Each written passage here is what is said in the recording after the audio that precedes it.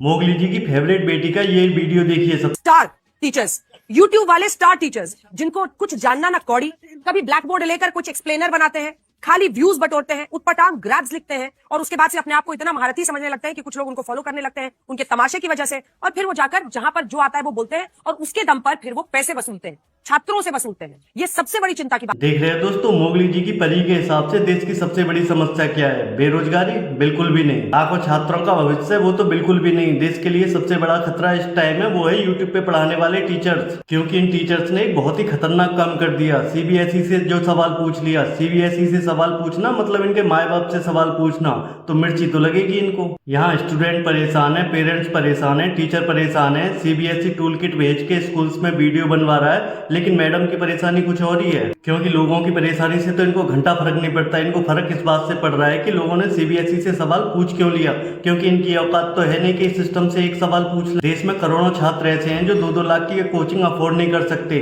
जो सिर्फ यूट्यूब से पढ़ाई करते हैं। खान सर जैसे टीचर्स ने पढ़ाई को इतना सस्ता किया, मोबाइल तक पहुंचाया, जिससे एक गरीब छात्र भी पढ़ सके। लेकिन इस बिकी हुई सो कॉल्ड फर्जी पत्रकार को सवाल पूछने वालों से दिक्कत है, फ्री में ट्यूशन पढ़ाने वालों से दिक्कत है। अरे मैडम, एक बार छात्रों से तो पूछ लीजिए कि आखिर वो इतने नाराज क्यों है, और एक बार उन पॉलिसीज पे भी सवाल उठाइए जिसकी वजह से ये सब हो रहा है। एक बार सीबीएसई से भी पूछ लीजिए कि उसको सिस्टम सुधारने की बजाय नैरेटिव बदलने की जरूरत क्यों पड़ रही है। लेकिन नहीं, वो तो आप पूछ ही नहीं पाएंगे, क्योंकि उससे आपके मोगली पापा नाराज हो जाएंगे। इसीलिए आपने प्राइम टाइम का मुद्दा ये बना दिया कि टीचर्स ने सीबीएसई से सवाल पूछ कैसे लिया।